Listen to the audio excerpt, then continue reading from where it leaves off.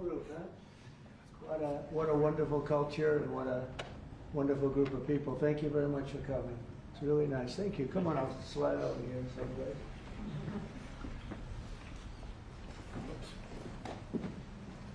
For the media, I will tell you, this is a serious group of people. Right? That's great. Thank you very much. Look at all of the, wow, look at the people, huh? So seriously, the biggest business people anywhere in the world, so I think it's a great tribute. Whatever they're teaching you well, right?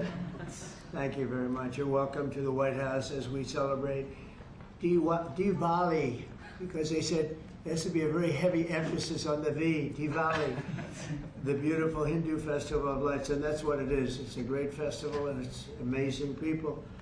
I'm pleased to be joined by the Director of the National Intelligence and a woman that's done a fantastic job, Tulsi Gabbard, wherever you may be, Tulsi. Hi, Tulsi. FBI Director Kash Patel, who's really hitting his stride. Kash, where's Kash? Right. He is hitting his stride. That's the way we like it. Assistant Attorney General Harmeet Dillon. Harmeet? I'm right here, sir. Hi, Harmeet. And Pastor Paula White. She's been fantastic. She's been with us right from the beginning. We're greatly honored to be joined by the Indian Ambassador to the United States, Vinay Quatru. And it's very nice. Pronounce it perfectly. Ah, that's what. Oh, I wasn't too far off there. And his wonderful wife. And thank you very much. It's a great honor to have you. As well as our new ambassador to India. This is a nice, easy name, Sergio Gore. Sergio, congratulations, Sergio. You're going to do a fantastic job. And thanks as well to incredible Indian American business leaders, the biggest in the world, really. If you look at these companies, what they've done, the biggest in the world. CEO of IBM, Arvind Krishna, and Arvind, congratulations. I know you're working hard on a couple of jobs that I'm watching, and good luck with them, right? Yes. Good luck. It's amazing what you've done. Chairman and CEO of Adobe, and that Adobe is big stuff, and that's Shantanu Narayan. Thank you. Thank you very much, Shantanu. Nice to see you. Thank you very much. CEO of Micron Technology, we know what that is, Sanjay Marotta. Sanjay, nice to see you again. And CEO of Palo Alto Networks, Nikesh Arora. And I want to thank you very much for, and great success. It's a hell of a group of people. And in addition to that, we have a lot of other tremendously successful people gathered. On behalf of all Americans, let me also extend our warmest wishes to the people of India. I just spoke to your Prime Minister today. We had a great conversation. We talk about trade, we talk about a lot of things, but mostly the world of trade. He's very interested in that. Although we did talk a little while ago about let's have no wars with Pakistan. And I think the fact that trade was involved, I was able to talk about that. And we have no war with Pakistan and India, and that was a very, very good thing. But he's a great person, and he's become a great friend of mine over the years. In a few moments, we'll light the diya as a symbol of faith in the victory of light over darkness. It's a beautiful term, light over darkness. That's what it's all about. It's knowledge over ignorance and good over evil. During Diwali, revelers recall ancient stories of enemies defeated, obstacles removed, and captives freed. The glow of the diya flame reminds us to seek the path of wisdom and to work with diligence and to always give thanks for our many blessings. And we do have many blessings. Everybody in this room has many blessings. And even I will say, I'm not going to use the word fake news. I refuse to use it. The media has some good blessings. One of the blessings is that you didn't have to stand in the mud outside anymore. You know, you now have a beautiful stone surface, the identical color of the White House. For years they had to stand when we had press conference in the mud because it was grass, and I decided to take care of that, so I think they appreciate it.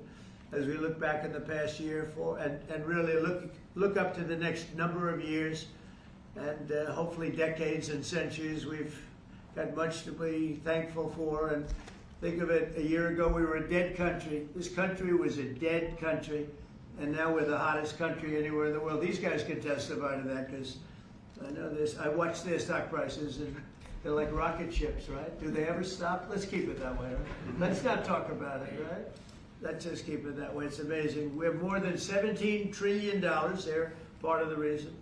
More than $17 trillion of investment pouring into the United States. It's going to be, I believe, over $20 trillion by the time the year's up. And as an example, the last administration had less than $1 trillion in a period of their 4-year period. They had less than $1 trillion. We're going to have 20 trillion. We have over 17 trillion already. That's investment coming in. And I think it's largely for 2 reasons. We had a good election on November 5th, but maybe more importantly, of course, it wouldn't happen if that election result didn't happen. I think much more importantly, we have tariffs that you build in the United States, you don't have a tariff to pay. You build outside and you have to pay a tariff. And we're taking in money at a level that no other country has ever seen. There's never been a country, I don't think, fellas, you agree with that? There's never been a country with an investment in less than a year, and actually to be exact, less than 9 months, of $17 trillion, right? And I know you're all participating, aren't you, huh? So that's really good stuff. The economy is roaring, the incomes are rising, and small business confidence is at the highest level in over a decade. So the confidence levels, which they do, which means something, they think over the last 10 years, I don't think they go beyond that. We have the highest level of confidence in our economy. Gasoline prices are way down. Grocery prices are way down. Energy prices are way down. Mortgage rates are down. We have a real stiff at the Federal Reserve. I can't help that. But he's going to be leaving soon. And inflation has been defeated. But even though his rates are too high, the economy has been amazing. Our border is secure, totally secure. We had nobody in the last 4 months coming through illegally, which is actually hard to believe because, they give me those numbers, but essentially it would be just about nobody. They actually say 0.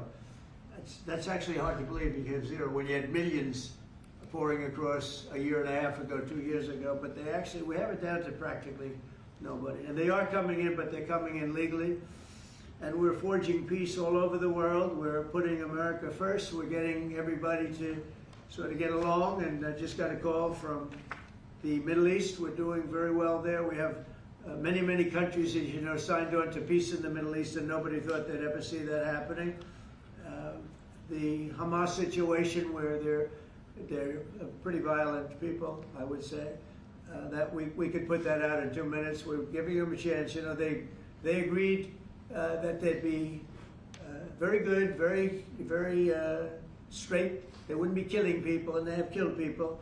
That wasn't the deal we made, but if they don't honor the deal, they'll be taken care of very quickly, but I'd rather not have to do that.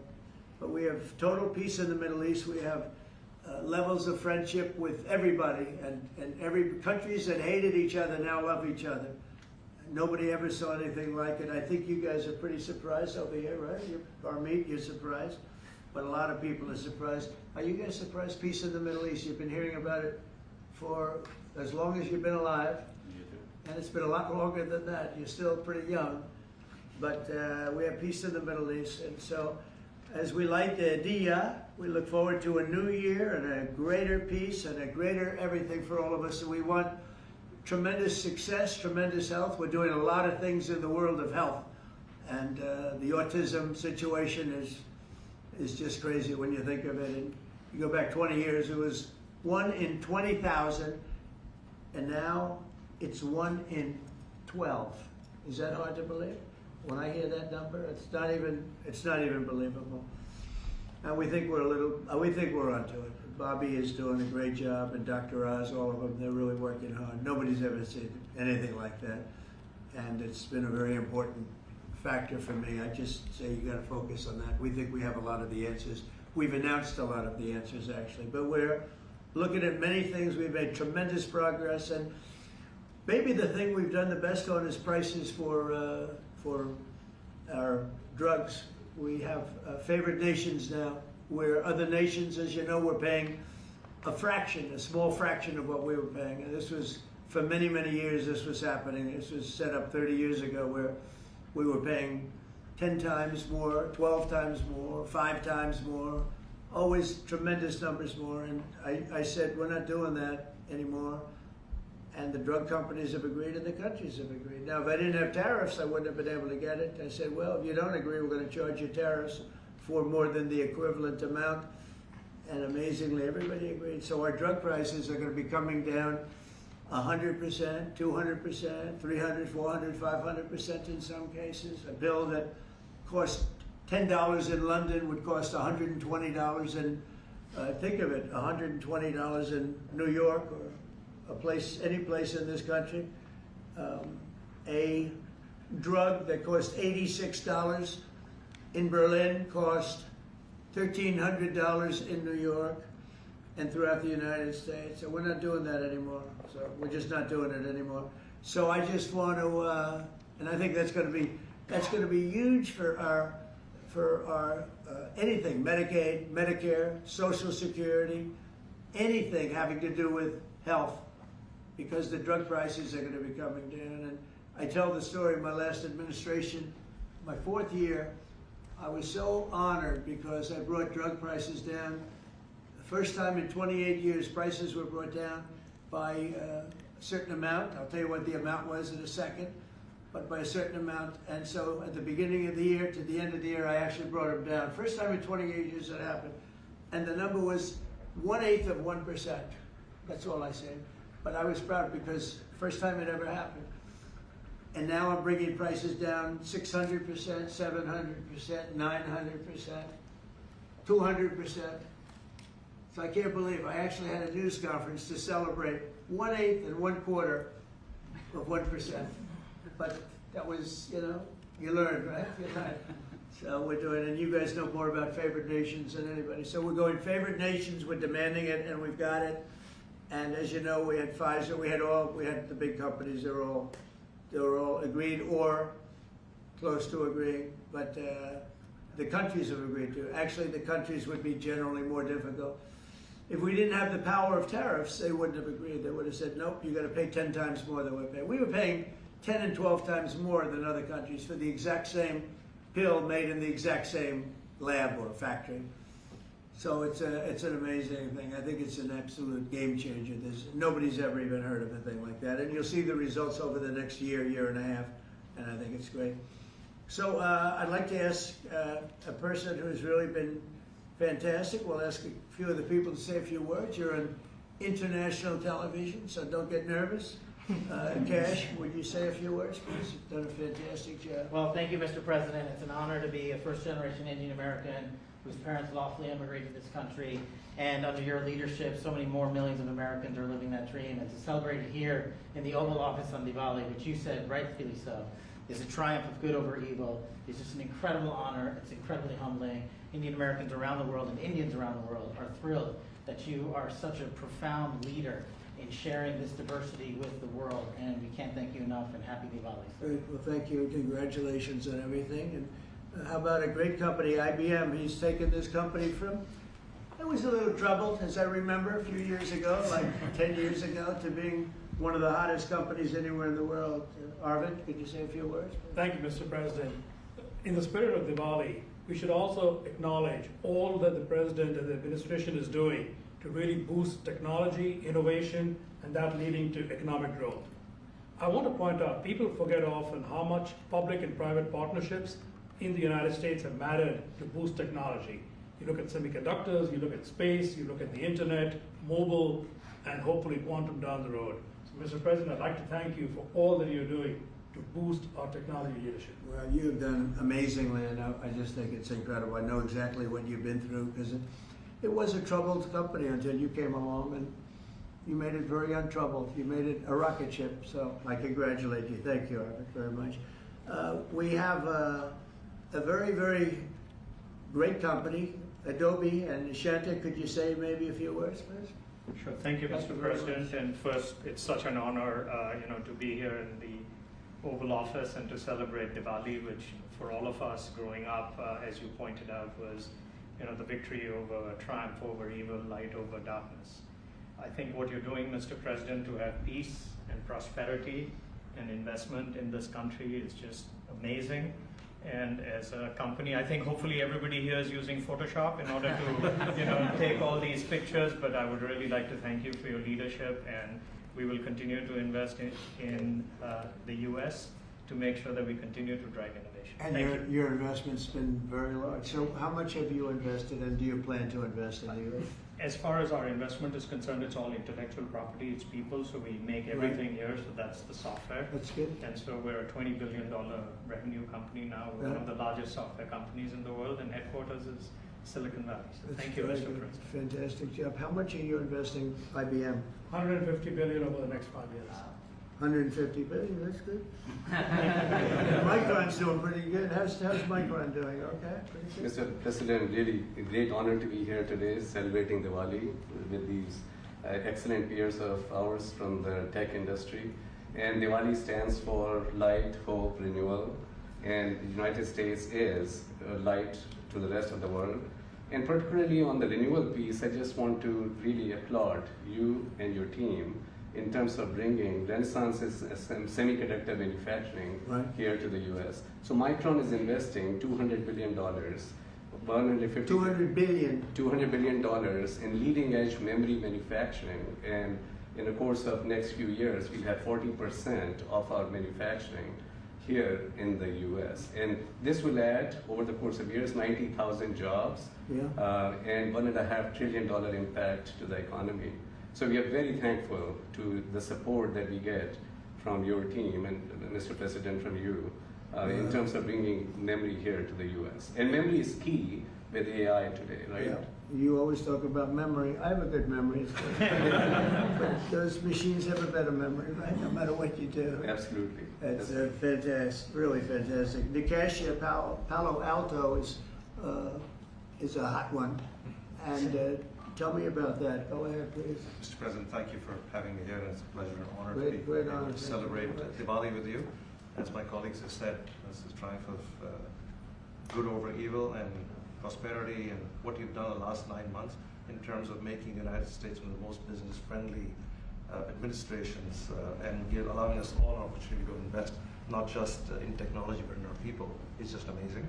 We are now the largest cybersecurity company in the world, and we just recently, recently spent $25 billion in sourcing technology. So all cyber security is made in the United States, because we believe that the next bastion in the world is going to be a cyber war, and we just want to make sure we are prepared as a country, and we make sure all of our companies and our critical infrastructure. Fantastic job. It's amazing what you've done.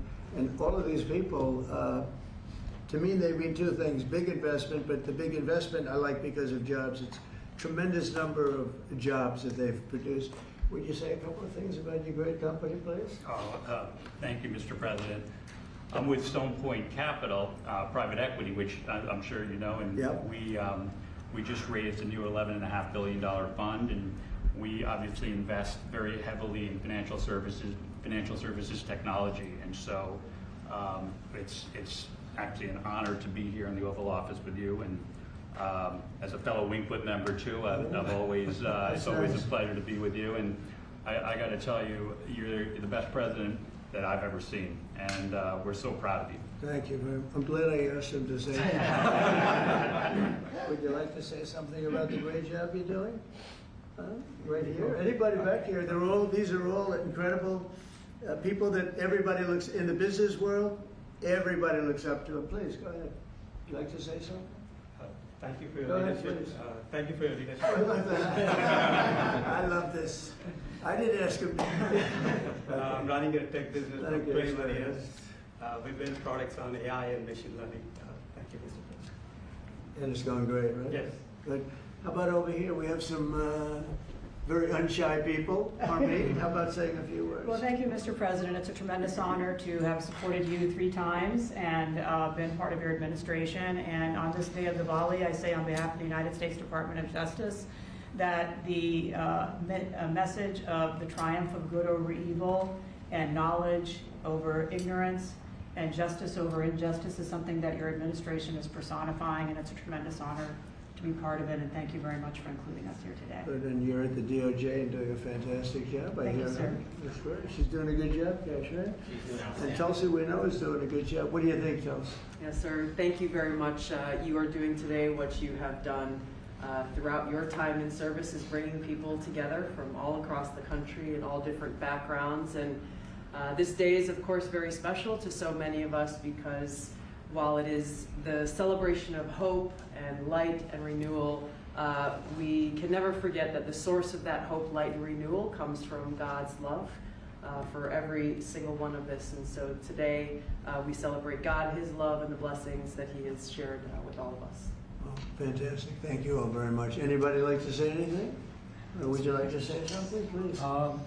Mr. President, let me start first of all by expressing a deep sense of gratitude for opening up White House, Oval Office, your home, to mark Diwali's Festival of Lights, which is celebrated by over 1/5 of humanity.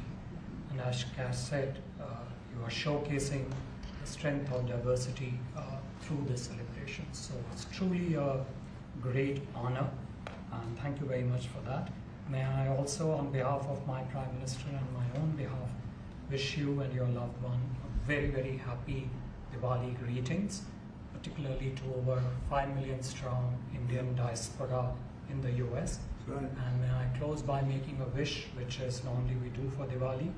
We wish that the light of Diwali continues to shine on your success and on the strength of India-US partnership. Thank you very much. So, spoke to him today. He's doing well. And your country is doing very well, you know that. Thank you, Mr. President. So we're supposed to light something, but I thought maybe because he's had such an outstanding year, I'm going to ask Arvind to maybe do the honors. Can you handle it for me, Arvind? I think you might do a better job than me. So if you could take care of that, it'd be great.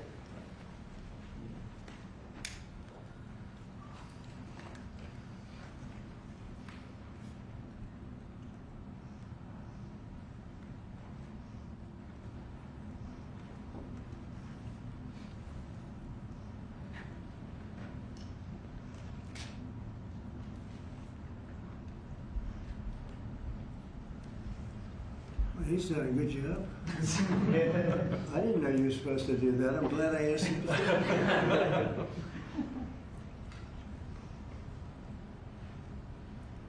Would you like to come to light?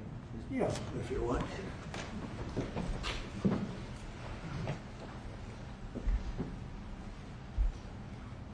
Okay.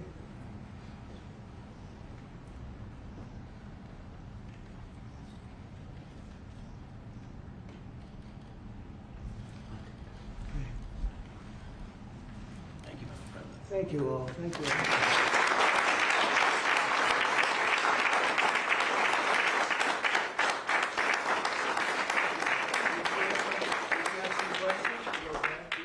Mr. President, the meeting with Vladimir Putin is canceled or put on hold. Do you know what happened there, and does that affect your decision whether or not to send tomahawks? to Ukraine? No, I don't want to have a wasted meeting. I don't want to have a waste of time, so I'll see what happens. But we did all of these great deals, great peace deals. They're all peace deals. They're agreements, solid agreements, every one of them. But this one, and I said, go to the line of battle, the battlefield lines, and you pull back and you go home, and everybody takes some time off because you got two countries that are killing each other. You got two countries that are losing 5,000 to 7,000 soldiers a week.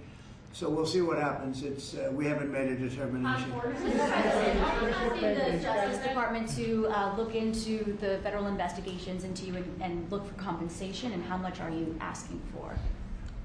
Who's asking for what? Are you asking the Justice Department to pay Whose you compensation Whose for compensation? your federal investigations into you? Are you asking them to pay compensation, and how much? Into me? I don't get any compensation. I do it for nothing. I gave up my salary. Into me? No, it's going to be the Justice Department. Are you asking them to pay you compensation for the federal investigations that happened to you? And how much are you asking well, for? I guess they probably owe me a lot of money for that. Probably, yeah, that's true. That's very interesting. No, I get no salary. I gave up my salary. It's a good salary. Not as much as these guys make, but that's okay. It's a lot of money. And I don't, as you know, I didn't take it in the first 4 years. I'm not taking it in these 4 years either.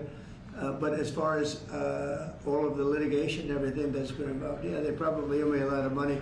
But if I get money from our country, I'll do something nice with it, like give it to charity or give it to the White House while we restore the White House. And we're doing a great job in the White House. As you know, the ballroom is under construction. It's going to be, they've been trying to get it for 150 years, and it's really, I think it's going to be fantastic. But we'll see what happens. I mean, we have numerous cases having to do with the fraud of the election, the 2020 election, and because of everything that we found out, I guess they owe me a lot of money, but I'm not looking for money. I'm looking for really, I think it's got to be handled in a proper way. If it's not handled in a proper way, we don't want it to happen again. We can never let what happened in the 2020 election happen again. We just can't let that happen. And so the way we go, I know Cash is working on it, everybody's working on it, and certainly Tulsi's working on it. We can't let that happen again to our country. Look at what's happened where you have millions of people being allowed to come into our country, all because of a crooked election, where they come from prisons, they come from jails, they come from mental institutions and insane asylums, they're drug dealers. The people that they've allowed to come into our country, we cleaned them out in Washington, D.C. We have a very safe capital right now. We have a capital that's as safe as it can be. But I don't know. I mean, you'd have to ask the lawyers about that. Mr. President, what did you hear from Mr. President? A comment and a question, please, for you. First of all, you have just 1 billion plus hearts around the globe, including in India, by celebrating the Diwali in the White House right here. And my other comment is, Mr. President, I like his question already. in February, you and the White House staff gave a warm welcome to the Prime Minister of India, Mr. Narendra Modi. Right. And after that, I decided to make a short trip to India for you, how popular you are in India. And I went there in a holiest also festival there, millions of people were there, and also Prime Minister Narendra Modi was addressing a media event, 5,000 people. I was one of them there listening to him. And when I went to several states in India, what I found out, Mr. President, 3 people are most popular there. Prime Minister Narendra Modi, President Donald Trump, Mr. Kash Patel, and also with the surprise, our White House Press Secretary, Caroline Levitt. She's doing good, right? She is doing good. Superstar. And Mr. President, my question is, you had a great relationship with the people of India when you visited India, and with the Prime Minister of India, Narendra Modi, and also with the Indian American community. Where do we stand today, all those relations from 45 to 47 in the future, Mr. President? Please, thank you. Well, we stand great, and the people of India, I love the people of India, and we're working on some great deals between our countries. I spoke to Prime Minister Modi today, as I mentioned before, and we just have a very good relationship. And he's not going to buy much oil from Russia. He wants to see that war end as much as I do. He wants to see the war end with Russia, Ukraine. And as you know, they're not going to be buying too much oil. So they've cut it way back, and they're continuing to cut it way back. Mr. President, Mr. President, Yeah, please. an appeals court recently ruled that you can send the National Guard into Yeah. Oregon. Do you feel unfettered to send the National Guard into whatever city you want now? Well, I guess so. That was the decision. I can send the National Guard if I see problems. I looked at Portland over the weekend. The place is burning down, just burning down. We weren't there. We didn't spend much time there because we were waiting for that decision.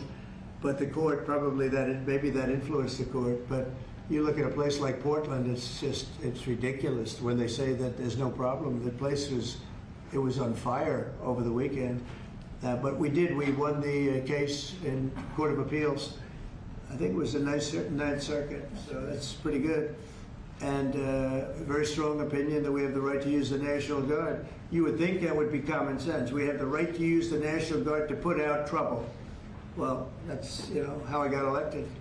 one of the reasons I got elected. Yes. Mr. President, what changed your mind after talking to Vladimir Putin between then and now? Why did you think that a Budapest summit might be wasted time? Well, I didn't say anything. I didn't say it would, and you never know what's going to happen. But a lot of things are happening on that front, on the war front with Ukraine and Russia. And we'll be notifying you over the next 2 days as to what we're doing. Did you hear a lot of things are happening. Did you hear something from the I think we're going to get it solved. Yeah, please. Mr. President, on Ukraine, do you still see a chance for a ceasefire? And what is Putin asking for? Do you still see a chance for a ceasefire? And what is Putin asking for? I do. It's a vicious look. It's a vicious war. It doesn't really affect us. We sell equipment to them. We sell equipment to NATO, and NATO gives it to Ukraine, but we don't pay anything anymore. Biden spent $350 billion. The war would have never happened if I were president. Would have never, not even a million years. And Putin knows that too. Would have never happened. But it did happen, and I came in, and I have to see if I can put it out. But it doesn't affect us because we're not losing soldiers there. Although, when I first came in, that could have ended up, it's not going to happen, but it could have ended up in World War III. That was really out of control. So now it's they're shooting and they're killing people, and I think Putin wants it to end, and I think Zelensky wants it to end, and I think it's going to end.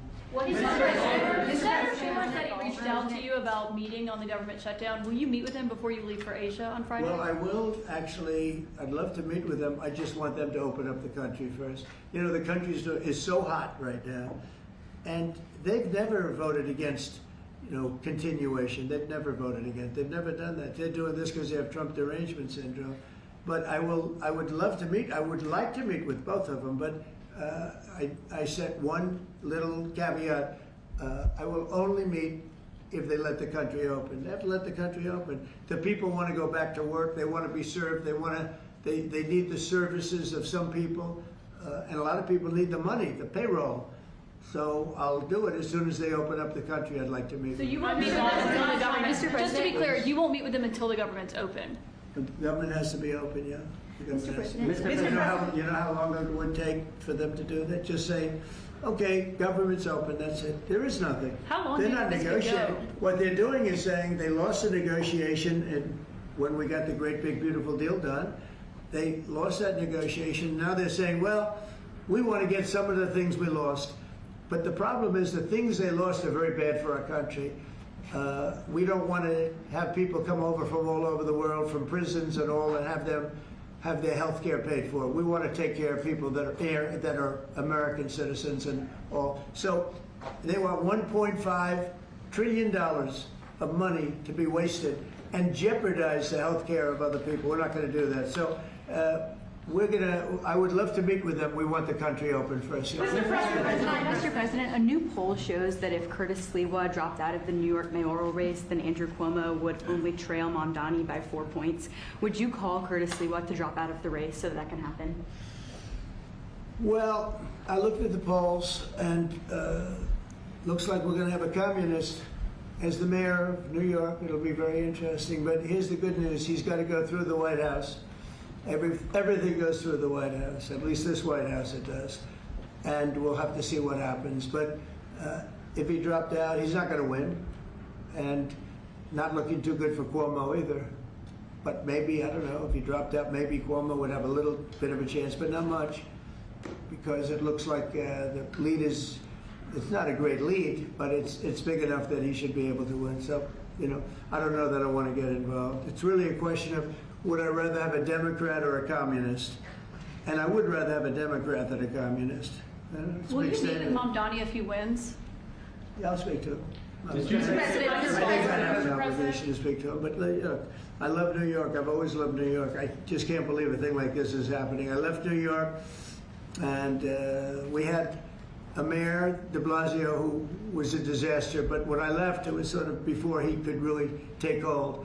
And boy, New York was a hot city, and now it's sad to see what's happening, frankly. And with the communists in charge, look, you just go back 1,000 years. I mean, it's been done many times, 1,000 years. It's never worked once, so it's not going to work now either. On your Mr. President, you're building You're building your ballroom right now. They're also building the Obama Presidential Library. I'm wondering if you've He seen. needs help. Have you seen pictures of the architecture and what do Yeah, I you think did. of it? It's not too pretty. No, but it's closed. It's stopped. They ran out of money. I mean, he's building a library / museum. You know, you call it some museum, and usually they call it library and museum. That's the official name. And they're stuck. And he wanted only women and DEI to build it. Well, that's what they got.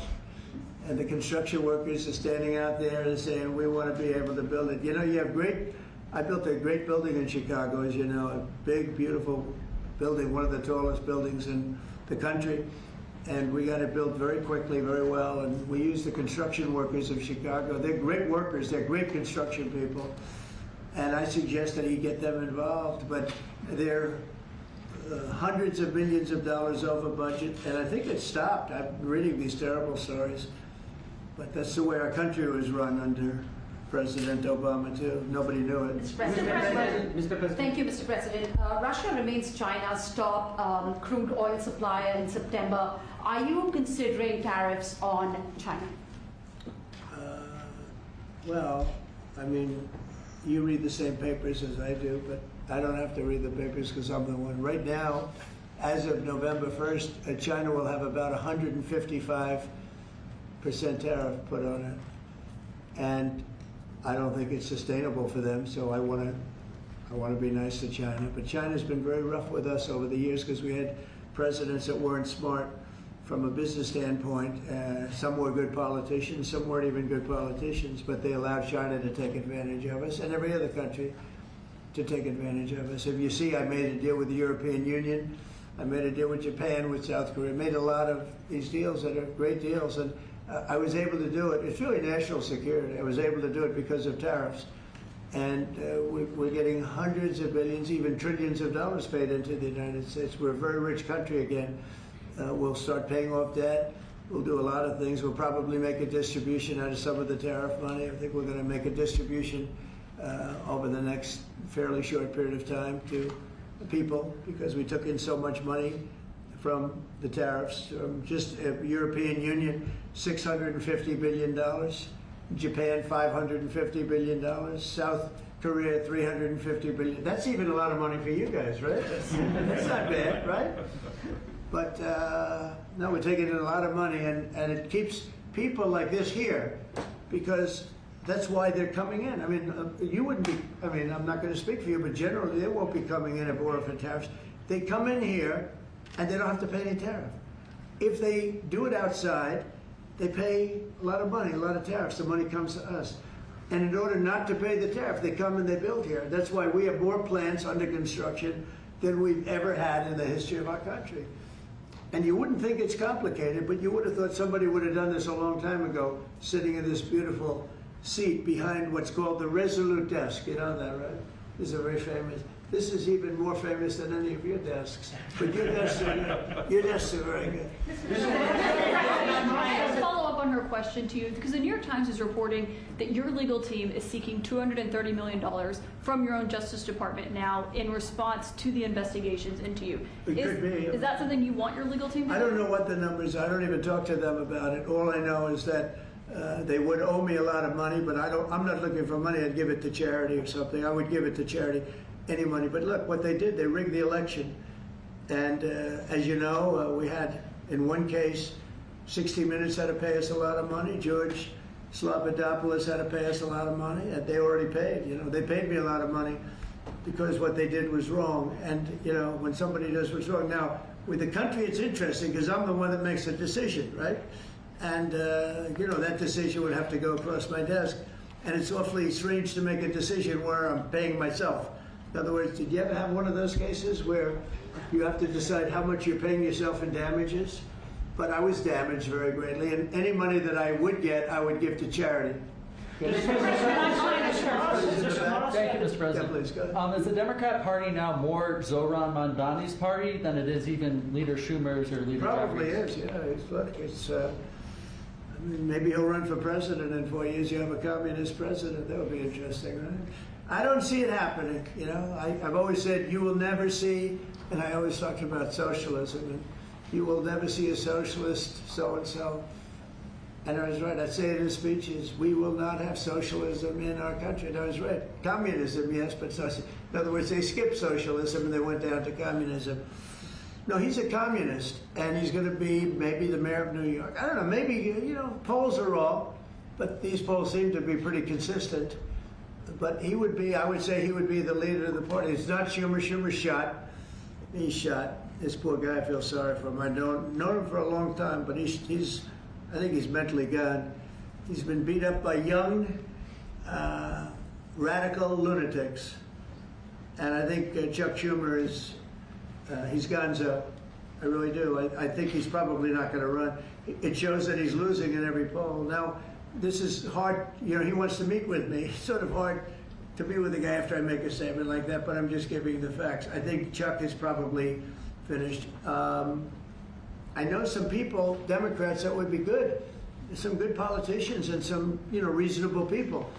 But I understand that they would not have a chance of, you know, getting even the concept of holding the torch. They're not going to get it. But they have some people that I really believe they're low IQ people. They're stupid people. And they seem to be leading the party.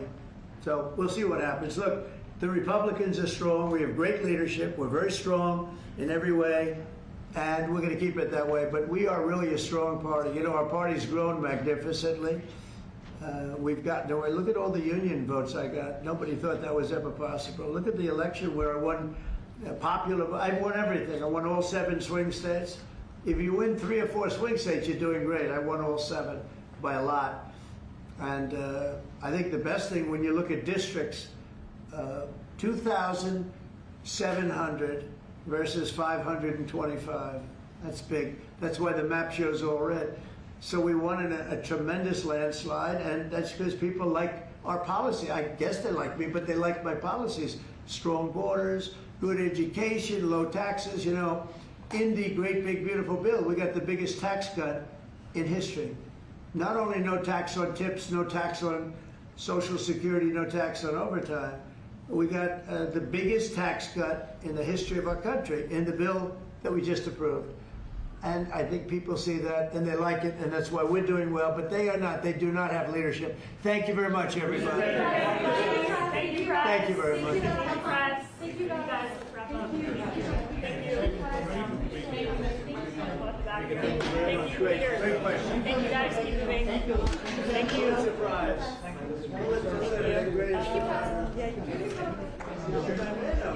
Tell them. Okay, see this man over here? Does everybody know him? HB. He's a very good guy.